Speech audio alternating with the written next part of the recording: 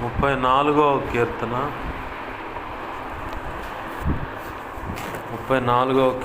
19వ వచనాన్ని చదవండి. నేను చదువుతున్నాను, గమనించండి. నీతిమంతునికి కలుగు ఆపదలు అనేకములు, వాటన్నిటిలో నుండి యెహోవా వానిని విడిపించును. అలాగే మరొక వాక్యం కూడా చదవండి.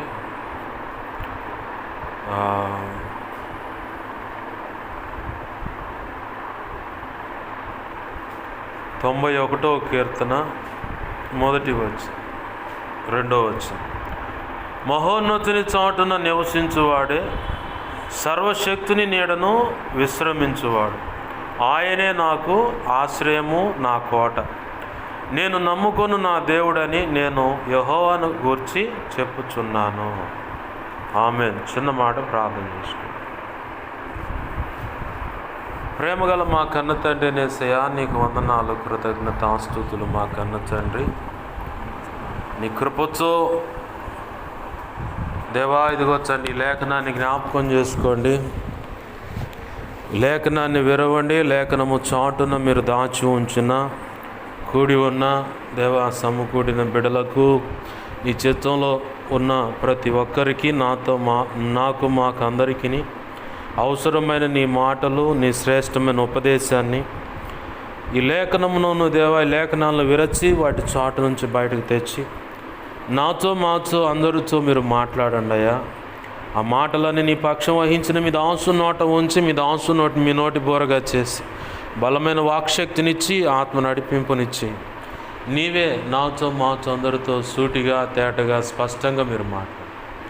ఈ ఆత్మకార్యములు జరిగించమని, నీ చిత్తం నెరవేర్చమని బతిమలాడుతుంది. దేవా, నా చుట్టూరు, మా చుట్టూరు, మేమున్న ఈ ప్రాంతము, ఈ స్థలము చుట్టూరు కూడా, గృహం చుట్టూ కూడా సిలువ రక్తపు కంచె, రక్షణ కంచె, అగ్ని కంచెన వేయండి. నీ మహిమేగాన్ని జ్ఞాపకం చెవుడు సమస్తంపై ఆవరింప చేసి నీ చేతిని దాచిపెట్టి, నీవే అగ్ని ప్రాకారమై మా జ్ఞాపకం చెవుడు సమస్తం చుట్టూ ఉండి, మా మధ్యలో కూడా దేవా ఇదిగో ఈ స్థలాన్ని సినాయి పర్వతంగా చేసి స్తుతి సింహాసనాశ్రుండువై నువ్వు ఉండి మా అందరితో మాట్లాడమని బతిమలాడుచున్నాం. ఉపదేశాన్ని అడ్డగించాలని చూస్తున్న దుష్టుడు, వాడి దూతలు, చీకటి అంధకార శక్తులు, అవి క్రియలు ఎంత ప్రమాదకరమైనా సరే వాటి ప్రభావం అంతటి నేస్తున్నావు. నీ మహాపునరుద్ధాన శక్తి ద్వారా బంధిస్తున్నావు, లయపరుస్తున్నావు. బంధించి లయపరిచిన కృతజ్ఞతాస్తుతులు మా ప్రభు. అయ్యా, నీవే మాతో ఉండండి అయ్యా, నీ కార్యం జరిగించు. నీ పక్షం వహించిన నేను ఎంత బలహీనో నీకు బాగా తెలుసు. నీ మీద అనుకున్న నీ కృప మీద ఆధారపడ్డాను. నాలో ఉన్న సమస్త అవిధేయతలు, అతిక్రమ దోషాలు, పాప దోషాలు, ఆజ్ఞాతిక్రమలు ఒప్పున క్షమించు. నీ సిలువ రక్తంతో నన్ను కడిగి పవిత్రపరిచి నీ పరిశుద్ధాత్మలో దేవా, పరిశుద్ధాత్మతో నింపమని, పరిశుద్ధాత్మ అగ్నిలో పుట్టమి శుద్ధ సువర్ణంగా మార్చి నీ పరలోక శుద్ధ సువర్ణ చైలు నా నెత్తిమింకను గొప్పగా ఉంచు. మత్తయి 10వ మొదటి వచ్చిన 7-20 వచ్చిన ప్రకారం, యెషయా 51:16 ప్రకారం, అపోస్తుల కార్యం 4:27-37 ప్రకారం నీ కృప నాకు ఇచ్చి, హెస్కేలు గ్రంథం 2:1-2 వచ్చిన ప్రకారం నన్ను మమ్మల్ని చక్కగా నిలబెట్టి, ఇర్మియా 1:9-10-18-19 వచ్చిన ప్రకారం నీ కృప నాకు ఇచ్చి, నీవే నాతో మా అందరితో మాట్లాడమని, హెస్కేలు గ్రంథం 2:1-2 వచ్చిన ప్రకారం నన్ను మమ్మల్ని అందరు నీ ఆత్మతో నింపి చక్కగా నిలబెట్టి మాతో ముచ్చటించయ్యా, మమ్మల్ని బలపరచు, నడిపించమని, నీ చిత్త ప్రకారం అడుగులు వేయడానికి సహాయం చేసి, శ్రేష్టమైన ఆశీర్వాదం పొంది నీ కృపలో వర్ధిల్లుటకు కూడా సహాయం చేయండి. యేసయ్య ఉన్నత అనంత శక్తిగల నామమును అడిగి వేడుకొని ప్రార్థించి సమస్తం పొందుకొని, నీవిచ్చిన లేఖనాన్ని బట్టి నీ కృతజ్ఞతాస్తుతులు చెల్లించి, ఉపదేశాన్ని నన్ను మమ్మల్ని చేతులకు అప్పచెప్పి నేను గొప్ప చేసుకున్నాం మా తండ్రి. ఆమేన్, ఆమేన్, ఆమేన్. మంచిది. సమకూడిన మీ అందరికీ ప్రభు అయిన యేసుక్రీస్తు వారి పేరట నా హృదయపూర్వకమైన వందనాలు. అందరికీ వందనాలు. చదువుకున్న లేఖన భాగంలో అది దావీదు కీర్తనలో అక్కడ రాయబడిన మాట ఏంటంటే నీతిమంతుడు. మొట్టమొదటిగా నీతిమంతునికి కలుగు ఆపదలు అనేకములు. అసలు నీతిమంతుడు అంటే ఎవరు? దావీదు గారు ఉన్న కాలంలో ధర్మశాస్త్రాన్ని బట్టి క్రమముగా ధర్మశాస్త్ర విధులలో దేవుడు నిర్ణయించిన కట్టడల నుంచి కుడికి కానీ ఎడముకు కానీ తప్పిపోకుండా 100% ఆ ధర్మశాస్త్రం చెప్పిన పద్ధతులు ఆచరించిన వాళ్ళే నీతిమంతులు. అది మోషే ద్వారా, ఆ ధర్మశాస్త్రం అనేది మోషే ద్వారా ఇజ్రాయేలీయులకు ఇవ్వబడింది. అయితే నీతిమంతుడు అనటానికి ధర్మశాస్త్రం ఆ రోజు వాళ్ళకి ఆధారమైంది. మరి ఈరోజు మనం చదువుకున్నాము, మరి మనము ఎలా నీతిమంతులమని నిర్ధారణ చేసుకోగలం అంటే ఒకటి గురి. నిజముగా యేసు ప్రభు వారు నా జన్మత కర్మత ఆ పాపాల నుంచి విమోచించటానికే ఆ శిలువలో ప్రాణం పెట్టాడు. 3వ రోజు తిరిగి లేచాడు. ఆయన యందు విశ్వాసం ఉంచితే, ఆయన చెప్పిన విధముగా తండ్రి కుమార పరిశుద్ధాత్మ నామంలో నీట ముంచు బాప్తీసు అనుభవంలోకి వచ్చి సంఘంలో చేర్చబడి ప్రతి వారం ప్రభువులో చేవేస్తా. కొన్ని చోట్ల నెలకోసారి ఇస్తారు, కొన్ని చోట్ల 2 వారాలకు ఒకసారి ఇస్తూ ఉన్నారు, కొన్ని చోట్ల 6 నెలలకు ఒకసారి, కొన్ని చోట్ల సంవత్సరానికి ఒకసారి ఇస్తున్నారు. నేను చూసిన పద్ధతి ఇట్లా. వాళ్ళ పద్ధతుల తర్వాత పక్కన పెట్టుకుందాం. ఇట్లా ప్రభువులో చేవేసి జీవగ్రంథంలో పేరు ఎవరిదైతే రాయబడి ఉంటుందో వారందరూ కూడా ప్రభు అయిన యేసు క్రీస్తు నామాన్ని బట్టి, విశ్వసించిన దాన్ని బట్టి, విశ్వాసమును బట్టి నీతిమంతులు. ఆమేన్, హల్లెలూయా. ఇప్పుడు మన మనసు ఎవరు? క్రీస్తు రక్తంలో కడగబడిన దాన్ని బట్టి విశ్వసించాం. మనమైతే చూడలే ఆయన్ని, ఆ లేఖన కాంతిలో విశ్వసించాం. వినుట వల్ల విశ్వాసం కలుగును. ఆ వినే వాక్యం ఏంటంటే యేసు క్రీస్తుని గురించి వింటే ఆ విశ్వాసం వృద్ధి పొందుదని లేఖనం రోమాపత్రిక సాక్ష్యం ఇస్తూ ఉంది. అదే రోమాపత్రిక మళ్ళీ క్రీస్తును బట్టే పునరుద్ధానంలో పాలిభాగస్తులుగా మారుస్తున్నాడు. ఆ పునరుద్ధానమే లేకపోతే మనం విశ్వసించినా కానీ వ్యర్థమే. అంటే మనం ఎందు నిమిత్తం అంటే విశ్వాసాన్ని బట్టి మనం నీతిమంతులం. నువ్వు నీతిమంతురాలుగా అయినా, నువ్వు నీతిమంతుడిగా అయినా తీర్చిదిద్దబడింది కారణం ఏంటంటే యేసు ప్రభువు నిజంగా దేవుడు. ఆయన ద్వారానే నాకు తండ్రి అయిన దేవునితో సమాధానం. ఈ సమాధానం ఎక్కడ తెగిపోయిందయ్యా అంటే మా మూల పితరులైన ఆదాము అవ్వల పుణ్యం అంట తెగిపోయింది. వాళ్ళు శోధించబడ్డారు, పరీక్షించబడ్డ దాన్ని బట్టి బిళ్ళ బీటుకు పడిపోతే ఆ రోజు వాళ్ళు తెచ్చిపెట్టిన ఆ తిప్పలు యేసు ప్రభువారు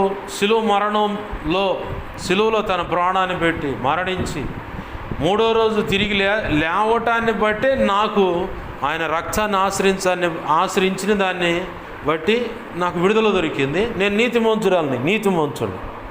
అయితే ఇప్పుడు లేఖనం చదువుకున్న లేఖనంలో ప్రభు చెప్తున్న మాట ఏంటంటే నీతిమంతునికి కలుగు ఆపదలు అనేకములు.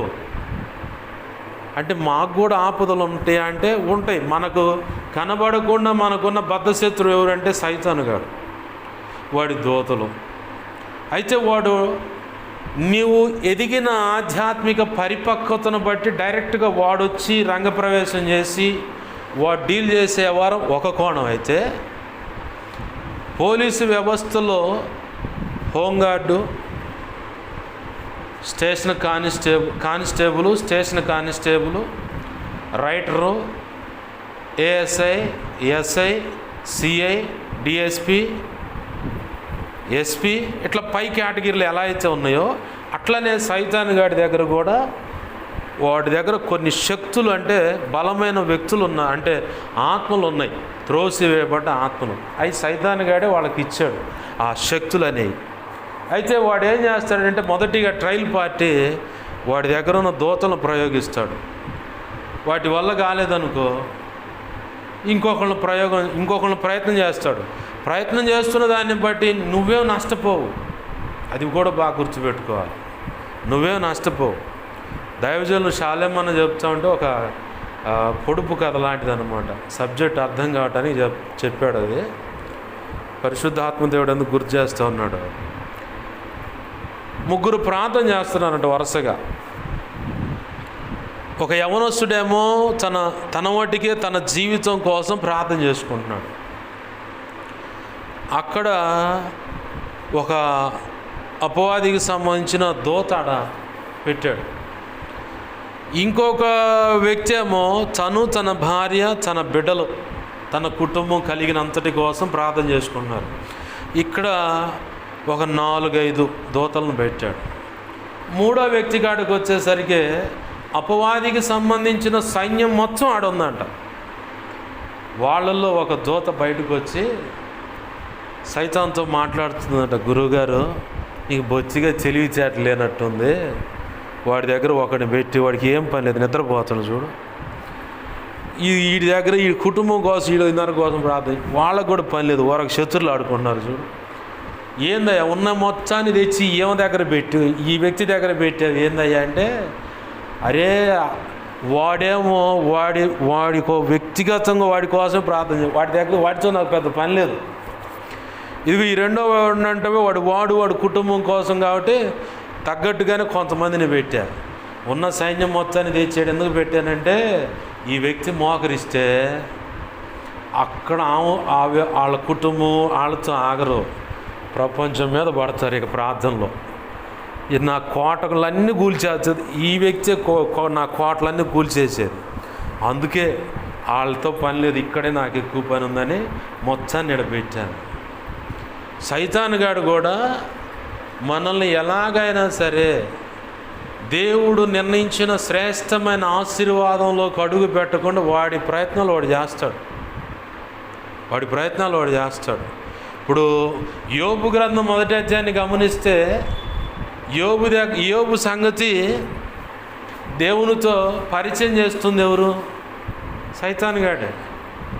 పోయాడు, బర పోయాడు. అంటే దేవుని యొక్క ఆలోచన సభ కాడికి పోయాడు వాడు. ఈరోజు నీ దగ్గరికి నా దగ్గరికి రాడని ఏమి లేదు, వస్తాడు. వచ్చిన నిన్ను ముట్టడానికి ఆయన అనుమతించాలి. మనం యథార్థంగా నీతిగా ప్రభు కృపలో ఆయన చెప్పినట్లుగా అడుగులు వేస్తూ ఉంటే ఆయన రక్తం నీ మీద ప్రోక్షిస్తాడు. ఆయనే నీకు తోడే కూర్చుంటాడు. ఈగ కూడా వాళ్ళకుండా చూసుకుంటా అంటారు కదా, ఆ టైపులో నిన్ను కాయువాడు, కునుకడు, నిద్రపోడు, ఎప్పుడు నీకు తోడుగా ఉంటాడు అన్నమాట. నా జీవితంలో ఎన్నో సందర్భాలు నేను ఎదుర్కొన్న అనుభవాల్లో ప్రభు నాతో మాట్లాడిన విషయాలు, ఆయన వచ్చి డీల్ చేసే సెక్షన్ లేదనుకో, ఆయన ప్రత్యేకమైన ఆ దూతలను, మిఖాయిలు కానీ లేదా గాబ్రియల్ దూత కానీ, కొంత వీళ్ళ పరివారం, వీళ్ళు చెప్పినట్టు వినే సైన్యం ఉంటుంది, కొంత దూతల సైన్యం, వాళ్ళు వచ్చి ఉంటారు నా చుట్టూ కానీ, నా కుటుంబ సభ్యులు, నా అనేవాళ్ళు, సంఘస్థులు కానీ వాళ్ళ చుట్టూ ఉంటారు. వాళ్ళ చెయ్యి కూడా దాటిపోయి బాగా క్రిటికల్ అనుకున్న పరిస్థితి అప్పుడు నేను చదువుతూ ఉంటా. హెబ్రీ పత్రికలో ఒక మాట ఉంటుంది చూడండి, అక్కడ 1వ అధ్యాయంలో అక్కడ ఒక మాట ఉంటుంది. హెబ్రీ పత్రిక 1వ అధ్యాయంలో ఒక మాట ఏంటంటే, నేను చెప్తాను.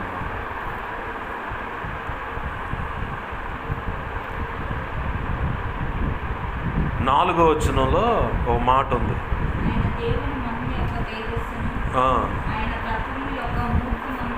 అయ్యుండి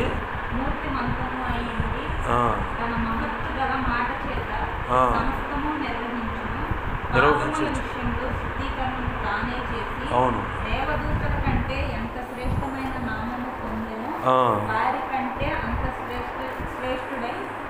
ఉన్నత లోకమందు మహామహుడకు దేవుని కుడి పార్శ్వమున కూర్చుండెను. ఈ మాట కాడికి రాగానే ఈ మాట చదువుతాను నేను, నాకు డౌట్ వచ్చినప్పుడు చదివినప్పుడు పరిశుద్ధాత్మ దేవుడు వాస్తవమే, ఇప్పుడు దేవుడు నీతో పాటు పక్కన లేడు, త్రిత్వంగా ఆయన నీ పక్కన ఇప్పుడు లేడు, తండ్రి కుడి పార్శ్వమందు కూర్చున్నాడని నా మనసు కనిపిస్తే, నెక్స్ట్ నేను అనుకునేది ఏంటంటే నా చుట్టూరు ఆయన సైన్యం సమూహం. ఒక్కొక్కటప్పుడు డౌట్ వచ్చి వాక్యం చదవగానే తండ్రి కుడి పార్శ్వమందు ఆయన లేడని నా మనసులో ప్రేరణ కలిగితే వెంటనే ఒకటే మాట అడుగుతా, ప్రభువా నీవే వచ్చి నా పక్క నిలబడి డీల్ చేసి వ్యవహారం ఏదన్నా ఉంటే వచ్చాడు ఉన్నావా అంటే మనసు అవును వాస్తవమే అనిపించింది అనుకో, అప్పుడు నిబ్బరంగా నిలబడుతుంది. దేవునికి మహిమ కలుగును. హల్లెలూయా. ఎందుకు ఈ మాట అన్నంటే, దేవుడు అనుమతిస్తేనే వాడు వచ్చి నీ మీద ఏదన్నా ప్రయత్నం చేయాలి. యోబు జీవితంలో ఆయన ఉన్న భక్తి క్రమాన్ని బట్టి సైతానుగాడే పోయి ఈ భూమి మీద అన్ని టెస్టులు చేసుకున్నాడు, ఎన్నో ప్రయత్నాలు చేశాడు.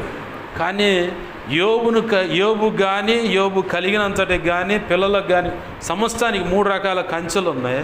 ఈ 3 రకాల కంచెలు దాటిపోవడానికి వాడి వల్ల కాల. ఎన్నో ప్రయత్నాలు చేశాడు. మన జీవితాల్లో కూడా వాడు ఎన్నో రకాల ప్రయత్నాలు చేస్తాడు. కానీ దేవుడు అనుమతిస్తేనే నీ పక్కనకు వచ్చేది. ఎందుకు అనుమతిస్తాడంటే నీ భక్తి యొక్క నిరూపణ జరగటానికి. నువ్వెంత విశ్వాస పరిపక్వత కలిగి ఉన్నావు అది నిరూపణ జరగటానికి. అక్కడ యోబు గురించి మాట్లాడుతుంటే, యోబు గురించి సైతాను మాట్లాడుతుంటే దేవుడు ఏమన్నాడు యోబు గురించి? వాడు నా బిడ్డ, కదలడు. ఊరికే ఆగవయ్యా బాబు, నువ్వు బాగానే చదువుతాలే కానీ అతను చుట్టూ, అతని భార్య బిడ్డల చుట్టూరు, అతను కలిగిన సమస్తం చుట్టూ, అంటే వ్యక్తిగతంగాను కుటుంబ సభ్యుల పరంగాను కలిగిన సమస్తం చుట్టూ 3 రకాల కంచెలు ఉన్నాయి. అందుకే వాడు భజన భక్తి చేస్తుండవు. నువ్వు ఆపు, ఇవన్నీ కాలే కానీ ఒక అవకాశం అంటే చూసుకోపోండి. ఒకవేళ మనకి ఏదైనా పరిస్థితి అనుమతించబడుతుందంటే యోబు గ్రంథ కాంతిలో, యోబు గ్రంథంలో చెప్పబడుతున్న సారాంశం యొక్క అసలు నిరూపణ ఏంటంటే, అల్ప విశ్వాసం ఉన్నా, నేను జ్ఞానిని కదా అనుకున్నా, మన శక్తి మీద మనం నిలబడుతున్నప్పుడైనా కొన్ని పరిస్థితులు అట్లా అనుమతిస్తాడు. ఇంట్లో వాళ్ళే వ్యతిరేకమయ్యేలాగాను, కొన్ని మనం అనుకుంటుంటే వాళ్ళు ఇంకొక రకంగా నడవటం కానీ, అప్పుడు ఆడిగిపోతాం. మనం ఎవరికి చెప్పుకోగలం? ఏంది ప్రభు అని చెప్పని అంతే ఇట్లా దేవుని పాదాలు పట్టుకొని ప్రార్థన చేస్తాం. అంటే నిత్యం ఆయన మీద ఆధారపడటం ఒక సెక్షన్ అయితే, మన విశ్వాసం యొక్క పరిపక్వత ఎంతవరకు వచ్చింది?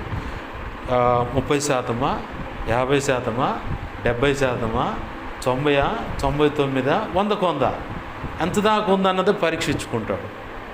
మన చుట్టూ, యోబు చుట్టూ అన్నీ ఉన్నాయి ఆ శ్రమలు. యోబు ఏం చేశాడు? నోటి మాటతో కూడా ఏంది ప్రభువా ఇట్లా చేశాను, కానీ తను చెప్పించుకున్నాడు.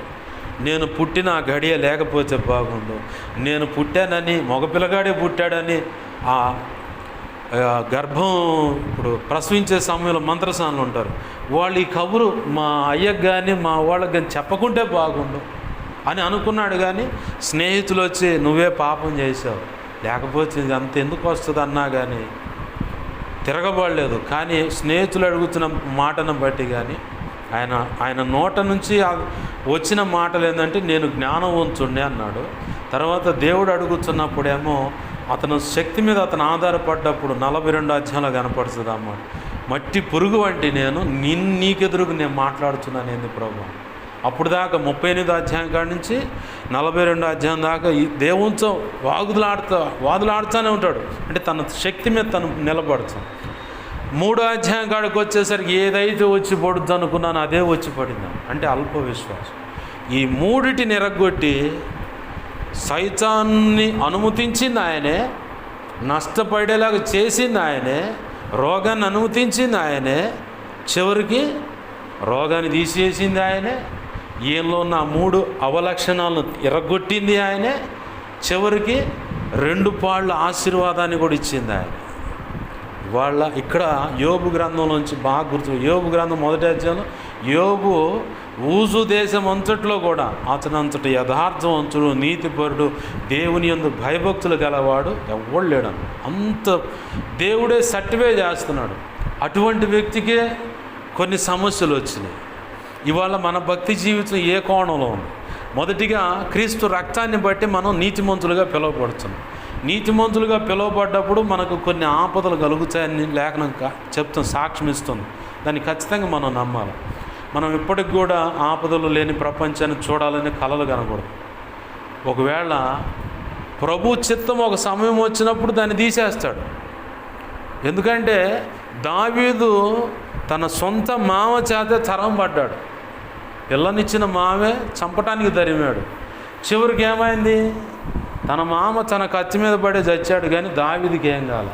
ప్రతి పరిస్థితిలో ఏంటి ప్రభువా, అరణ్యంలో చరం పడుతున్నాడు, కానీ అతనికి పక్కనే ఒక శ్రేష్టమైనది ఉంది.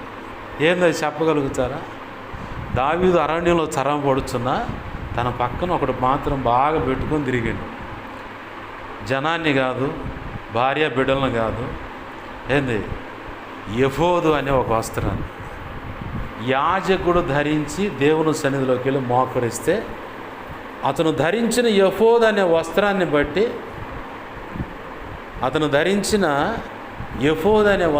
బట్టి దేవుడు మోకరించగానే దావీదుకు ప్రత్యుత్తరం ఇస్తా ఉన్నాడు. ఏది ఏమైనా సరే, నేను ఎటుపోయినా కానీ ఖచ్చితంగా నాకు నా దేవుడు తోడే ఉండాలి. ఎట్లాంటి కష్ట సమయమైనా, ఎలాంటి ప్రతికూలమైన పరిస్థితి అయినా ఖచ్చితంగా నా ప్రభు నాకు తోడే ఉన్నాడని, తన చుట్టూ ఎంత వేదన ఉండని, కానీ దావీదు మాత్రం ఎఫోదును విసర్జించలేదు, దాన్ని పక్కన పెట్టలా. ఏ చిన్న యుద్ధానికి పోవాలన్నా అబ్బాయి ఆ ఎఫోదు ఇడిదే అన్నాడు. అందుకే దావీదు గురించి దీర్ఘదర్శి, ప్రవక్త, దేవునికి ఇష్టానుసారమైన వాడు, నిత్యం స్తుతించేవాడు, దేవుని మనసును దోచుకున్నవాడని దావీదుకు బిరుదులు ఉన్నాయి. ఇన్ని బిరుదులుంటే ఒక చిన్న పొరపాటు జరిగింది తన జీవితంలో. పశ్చాత్తాపడ్డాడు, తిరిగి సరి చేసుకున్నాడు, నిలబడ్డాడు. చివరికి దేవుని చేత ఆశీర్వదింపబడ్డ జాబితాలోకి వచ్చాడు, కానీ త్రోసివేయబడే జాబితాలోకి రాలి. ఒకటే, తన చుట్టూ ఎంత ఇరుక్కున్నా సరే, ఎటువంటి ఇబ్బందులు ఉన్నా కానీ ఎఫోద్ అనేది మాత్రం వదిలిపెట్టల. ఎఫోద్ అంటే దేవుని సన్నిధికి సూచన. యాజకుడు మాత్రమే ధరించి దేవుని సన్నిధిలోకి, ఆ ఆలయం నుంచి పరిశుద్ధ ఆలయంలోకి వెళ్ళిపోయి అక్కడ అడుగుతూ ఉంటాడన్నమాట. అతి పరిశుద్ధమైన ఆలయానికి వెళ్ళేది ఒక సమయం ఉంది. అయితే ఆలయంలో కాళ్ళు కడుక్కుంటారు, ఆవరణలో. పరిశుద్ధ ఆలయంలోకి మధ్యలో ఉంటుందన్నమాట. అక్కడికి వెళ్ళి ఎఫోదు ధరించుకొని దేవునితో మాట్లాడుతారు. ఇది ఇప్పుడు వాస్తవానికి దావీదు అక్కడ అరణ్యంలో ఉండవు, అంటే శ్రమలకు సూచనగా ఉంది. అక్కడ ఏం ఎత్తుకుంటున్నాడు ఆయన? దేవుని సన్నిధి. ఆ ఎఫోదు తెచ్చుకొని మోకరించి అడుగుతూ ఉన్నాడు. ప్రతి సందర్భంలో అదే చేశాడు. మన చుట్టూ ఎన్ని సమస్యలు ఉన్నా, ఎటువంటి ఇరుకు ఇబ్బందులు ఉన్నా, వాస్తవానికి క్రీస్తు రక్తాన్ని బట్టి మనం నీతిమంతులమే. సున్నతనే క్రమాన్ని బట్టి దావీదు కూడా నీతిమంతుడే, ధర్మశాస్త్రాన్ని బట్టి. కానీ తన చుట్టూ ఉన్న శ్రమలు అలుముకుంటున్న దాన్ని బట్టి ఎటూ తిరగకుండా దేవుని వైపే చూస్తా, ప్రతి చిన్న పనికైనా దేవుణ్ణి అడుగుతూ ఉన్నాడు.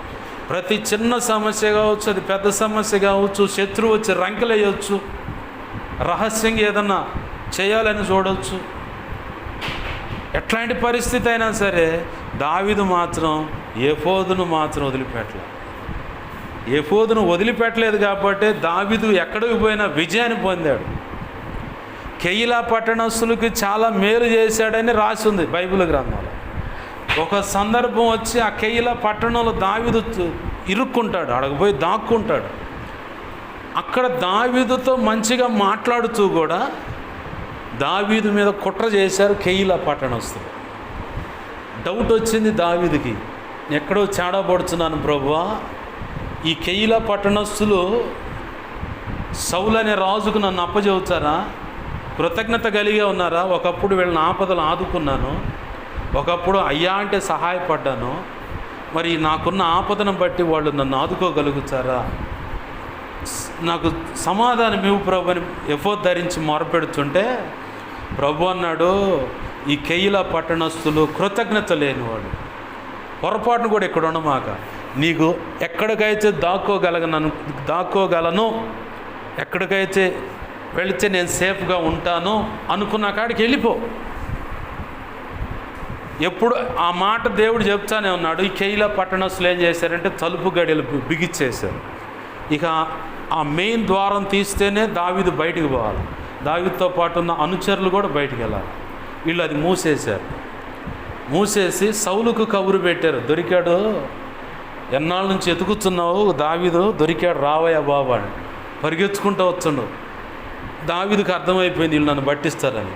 ప్రభువా ఏంటంటే ప్రభు చెప్పిన ఆలోచన ప్రకారం ఎటు నుంచి ఆ కెయీలా పట్టణ గోడలు దూకాడో తెలియదు దావీదు వెళ్ళిపోయాడు. సౌలు వచ్చి ఆ కెయీలా పట్టణస్తులను అడుగుతూ ఉన్నాడు, ఏడిరా దావీదు ఏడి అంటే, తలుపులు తీసి లోపలే ఉన్నాయా, ఎంత ఎతికినా దొరకలా. దావీదు ఏడిరా అంటే ఏడే ఉంటే ఏడిరా, ఏమున్నాయా, వాళ్ళే వాళ్ళరా చేతికి చిక్కినోడు కట్టేయకుండా దాచిపెట్టామని ఎంత నమ్మకంగా ఉన్నారా అని చెప్పి. మన జీవితాల్లో కూడా ఇలాంటి వ్యక్తిత్వంతో కూడిన వ్యక్తులు పొడచూపినా మనం చేయాల్సిన పని ఒక్కటే, దేవుని పాదాలు పట్టుకుని, ఇదిగో ప్రభు ఇది సమస్య, నాకు సహాయం చేయంటే దావీదుకు దేవుడు ఆలోచన చెప్పిన దేవుడు ఆనాడే కాదు ఈనాడు కూడా మన మధ్యలో మనలో మన హృదయంలో ఉండి పరిపాలిస్తూ ఉన్నాడు సజీవుడై. ఆమేన్, హల్లెలూయా. దిగులు పడాల్సిన పని లేదు. దేవుడు మనకు తోడు లేడనుకుంటే, దేవుడు మనల్ని ఎడబాశాడు అనుకుంటే అప్పుడు ఏడవాళ్ళ కూర్చొని, అప్పుడు ఏడవాళ్ళ మనం. దేవుడు మనకు తోడై ఉన్నప్పుడు, దేవుడు మనతో ఉండే ఆలోచన చెప్తా తన దాసుని నడిపించి ఒక ఆలోచన ఇచ్చి నడిపిస్తూ ఉన్నప్పుడు దేవుడు నీతోనే ఉన్నాడని బాగా గుర్తుపెట్టు. దైవజనుడిని నీ గడప తొక్కకుండా, దేవుని మాట నీ చెవికి అందకుండా ఎప్పుడైతే ఎడమవుతుంటుందో అప్పుడు నువ్వు దిగులు పడాలి, ఏడవాలి, గందరగోళం అవ్వాలి. ఉన్న సమస్యను బట్టి ఆపదలు ఉన్నాయి, ఓకే, దాని నుంచి తప్పిస్తాడు. తప్పించటం ఎందుకు అంటే, ఆపదలు ఎందుకంటే నీ పట్ల, నీ కుటుంబం పట్ల, నీ బిడ్డల పట్ల ఒక గొప్ప ఆశీర్వాదం ఉంది, ఒక గొప్ప ఉన్నతమైన ప్రణాళిక దేవునికి ఉంది.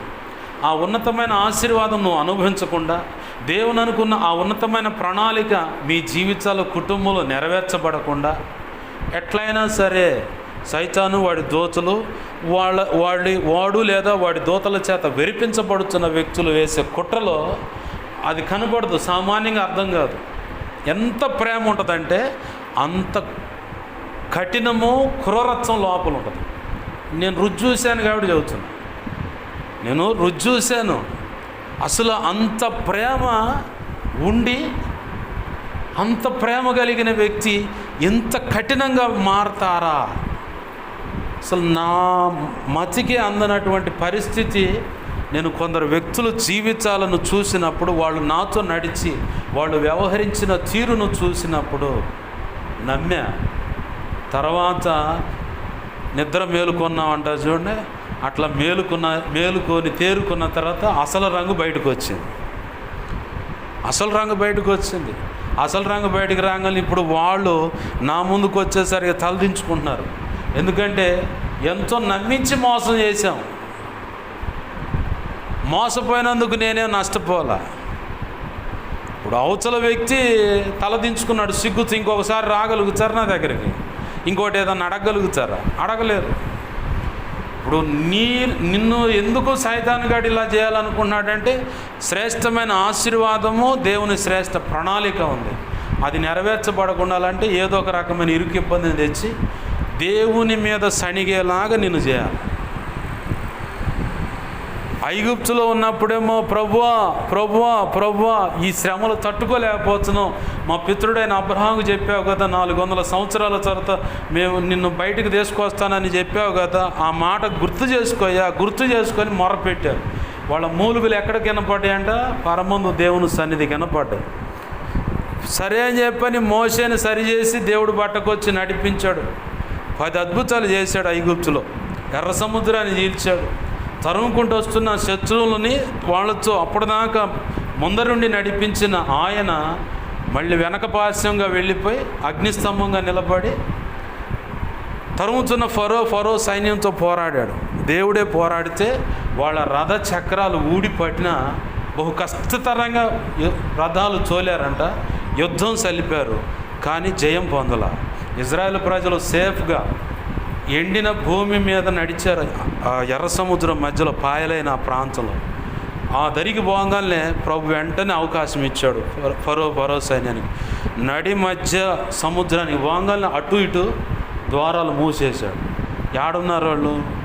ఎర్ర సముద్రంలో చచ్చారు మొత్తం. ఇవన్నీ చూశారుగా. వీళ్ళ పట్ల ప్రణాళిక ఏంది? కనాన్ అనే దేశం, పాలు తేనెలు ప్రవహించు శ్రేష్టమైన భూమిలోకి అడుగు పెట్టించాలి. ఆ 10 అద్భుతాలు చేసిన దేవుడు ఈ మిగతా అన్నీ చేయడా? వీళ్ళంతా ఏం చేశారంటే మార్గం మధ్యలో ఎదురైన ప్రతి అనుభవంలో నీళ్లు కావాలంటే చంపటానికి తెచ్చావా అన్నారు. ఫోన్లే పిల్లలు తెలియక అంటున్నారులే అని చెప్పని బండను చీల్చి నీళ్ళు ఇచ్చాడు. అది కాస్త దాటంగానే ఆహారం అని ఈడ చావటానికి తెచ్చాడు. వాళ్ళని గమనించండి, ఎక్కడ ఏ ఇరుకు ఇబ్బంది ఎదురైనా మమ్మల్ని ఇక్కడ చంపటానికే కదా తెచ్చింది. మోషే, మేము అనుకుంటానే ఉన్నారు ఆ రోజు మేము తిరగబడ్డాం కాబట్టి నీ పగ ప్రతీకారం తీర్చుకోవడానికి ఈడైతే మమ్మల్ని అందరినీ బూడ్చిపెడతానికి సమాధులకు సరిపోద్ది ఈ స్థలం అని చెప్పని తెచ్చావు కదా, మమ్మల్ని చంపటానికే కదా. నీళ్లు దొరకకపోయినా చంపటానికి అన్నారు, ఆహారం దొరకకపోయినా చంపటానికి అన్నారు, మారా అనుభవమైనా మమ్మల్ని చంపటానికి అన్నారు.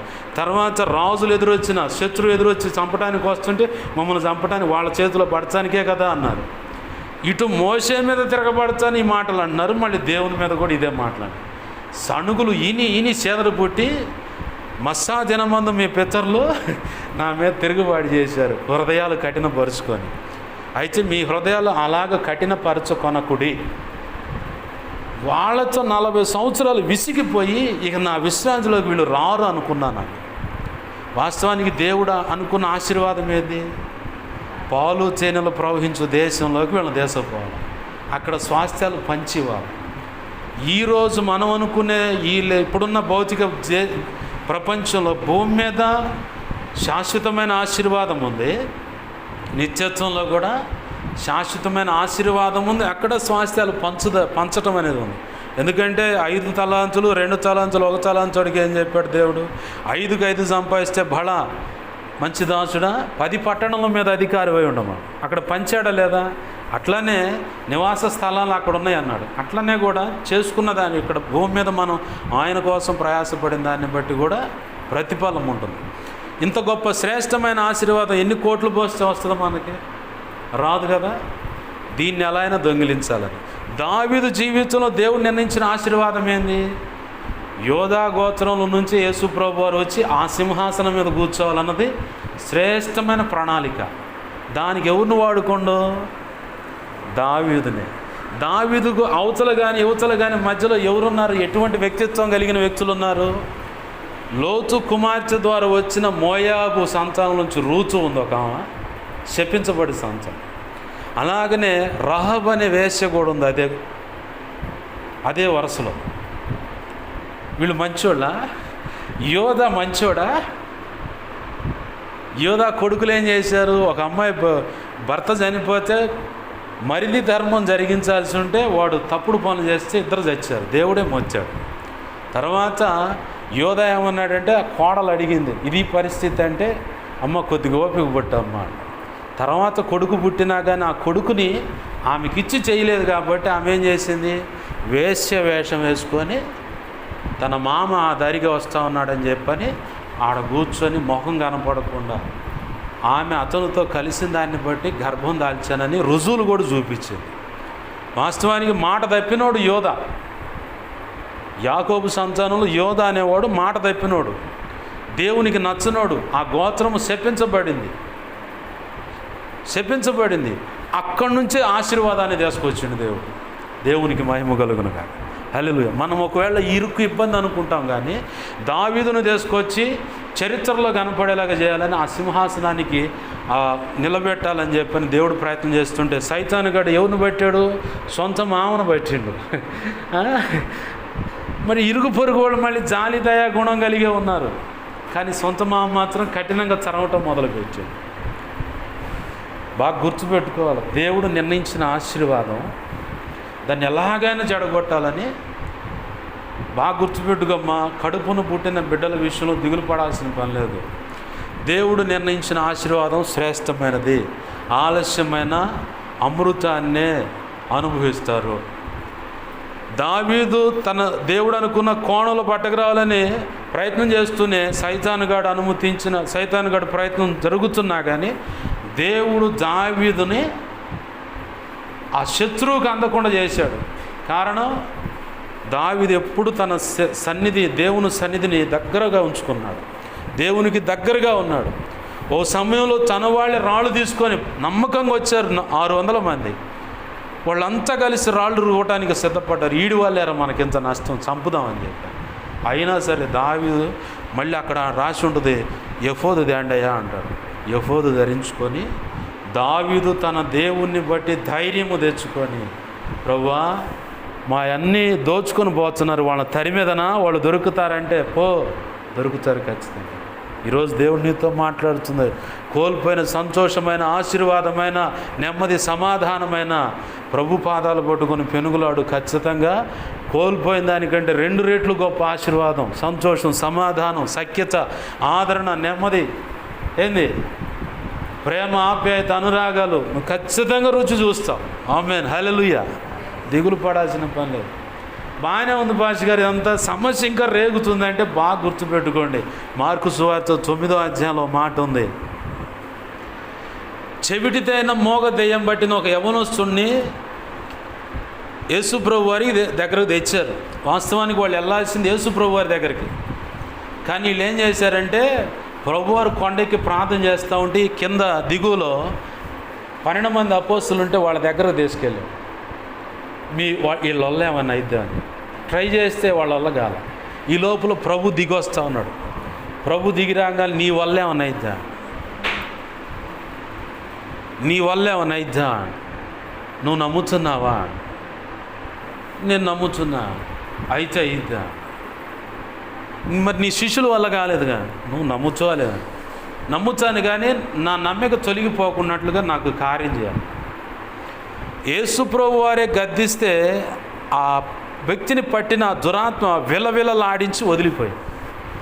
ఓ సమస్య నీకు పరిష్కారం అవుతుందంటే కొంచెం కటువుగా స్థితిగతులు కనపడుతున్నా దిగులు పడాల్సిన పని.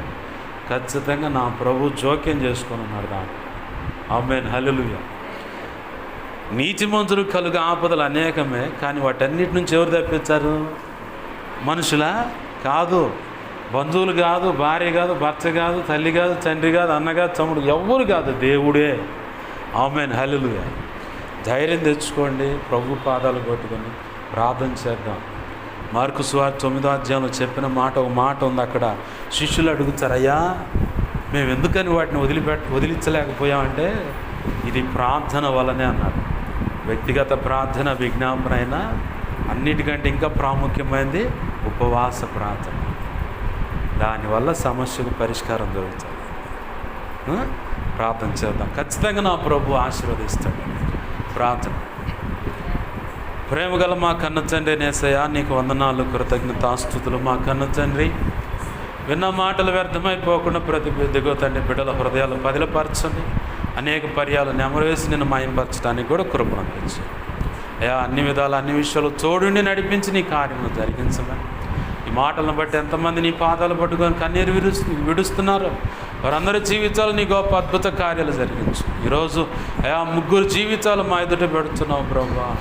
యోబు విషయం కానీ, దావీదు విషయం కానీ, అయా చెవిటిదైన మోగదయం పట్టిన యవనస్తుడు ఆ తండ్రి విషయంలో కానీ, దేవా ఇదిగో నీ మీద ఆనుకున్నప్పుడు నీ కృప ద్వారా నీ గొప్ప కార్యాలు జరిగించావని చెప్పి నువ్వు మాట్లాడుతున్నావయ్యా. నీకే వందనాలు, కృతజ్ఞతాస్తుతులు చెల్లిస్తున్నావు దేవా. ఈ మాటలు వ్యర్థమైపోకుండా బిడ్డల హృదయాలు పదిలపరచమని, నీ వాక్యాన్ని హెచ్చించుకుంటూ, నీ నామాన్ని గనపరుచుకుంటూ, నీ కృప హస్తాలకు అప్పచెప్పుకుంటూ, యేసయ్య ఉన్నతనంత శక్తి గల నామమును అడిగి వేడుకొని ప్రార్థించి సమస్తం పొందుకొని కృపా హస్తాలకి నన్ను మమ్మల్ని అప్పచెప్పుకుంటూ 2 తిమోతి 1:12 ప్రకటన చేతులకు అప్పచెప్పు. కలలో, నిద్రలో, దర్శనం, స్వప్నాల్లో చూపించబడే సమస్త చీకటిశోనుడి ప్రభు ఈ మహాపునరుద్ధాన శక్తి ద్వారా యేసు నామములో బంధిస్తున్నాం. లయపరిచిన కృతజ్ఞతాస్తుతులయ్యా. మాకు మా మీద ఇంకెవరికైనా కళలు, నిద్రలో, దర్శనం, స్వప్నాలు చూపించబడ్డ మంచి కళ్ళు, మంచి దర్శనం, మంచి స్వప్నం, నిద్రలో వచ్చిన సమస్త మంచి యేసు నామములోని మహాపునరుద్ధాన శక్తి త్వరపెట్ట జరుగును గాక, నెరవేర్చబడను గాక. త్వరపెట్టి జరిగేలా చేసి నెరవేర్చిన కృతజ్ఞతాస్తుతులు చెల్లిస్తూ మా నిమిత్తం ప్రార్థించమని ఆ రీతిలో అడిగిన వాళ్ళు నీ సన్నిధిలో మోకరించి ప్రార్థించి అయ్యా మా సంఘ దైవజనుడు తెలియపరిచి ప్రార్థన చేయన్నట్టు అడుగుతున్న వాళ్ళు ప్రతి ఒక్కరి అవసరత నీ కృప చేత యేసు నామములో తీర్చబడును గాక. నా కోసం, పరిచయం కోసం అన్ని విధాలు ప్రార్థిస్తున్న వీళ్ళని దీవించి ఆశీర్వదించమని, ఈ కృపా కార్యములు జరిగించి నీ సేవలు గొప్పగా అభిషేకించి వాడుకోమని బతిమాలుతూ యేసయ్య ఉన్నతనంత శక్తిగల నామమును అడిగి వేడుకొని ప్రార్థించి సమస్తం పొందుకొని నీ కృపాస్తాలకు బిడ్డలందరినీ అప్పచెప్పి దీవించి ఆశ్రయించి మహింపరుచుకున్నాం మా తండ్రి. ఆమేన్.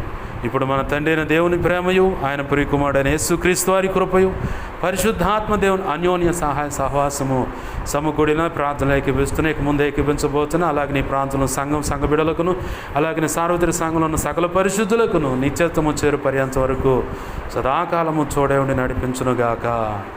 ఆమేన్. యేసు రక్తమునకేచే, ప్రవేశు రక్తమునకేచే, ప్రవేశు నామము సంపూర్ణమైన విజయం కలుగునుగాక. ఆమె అపవాది వాడి దూతలు చీకటి అంధకార శక్తులు అవి ఎంత ప్రమాదకరమైన ఎంత క్రియలైనా వాటన్నిటికీ అనంతనాశనం సర్వనాశనం నిత్యనాశనం కలుగుతుంది. యుద్ధము యెహోవాది. ఈ చిత్తానికి వ్యతిరేక వ్యక్తులే పోరాటాలు జరుపుతున్న వారి విషయంలో యుద్ధం యెహోవాది. యేసు రక్తమునకే జయము జయము జయము. హల్లెలూయా హల్లెలూయా హల్లెలూయా. అందరికీ వందనాలు. ప్రభు యొక్క మహోచిత కృప మనందరికీ చూడండి, నడిపించి ఆశీర్వదించునుగాక. ఆమేన్.